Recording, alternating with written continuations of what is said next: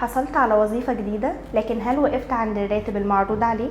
هنا بيبدأ الجزء الأهم، التفاوض على مرتبك ومميزاتك بشكل يضمن لك التقدير اللي تستحقه. قبل ما تبدأ أي تفاوض لازم تبقى عارف قيمة نفسك.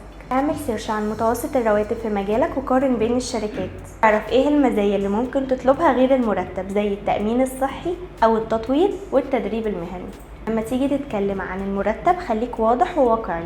ممكن تقول مثلا بناء على خبرتي والسيرش اللي عملته اعتقد ان المرتب اللي يناسبني هو كذا، وقول المبلغ اللي تستحقه، وخلي كلامك مبني على حقائق وارقام. قبل ما تقبل او ترفض العرض قيمه بالكامل، واسأل نفسك هل المزايا الاضافية بتعوض الفرق في الراتب؟ وهل الشركة بتوفر بيئة عمل محفزة؟ هل في تأمين صحي واجتماعي؟ طب الاجازات او التدريب؟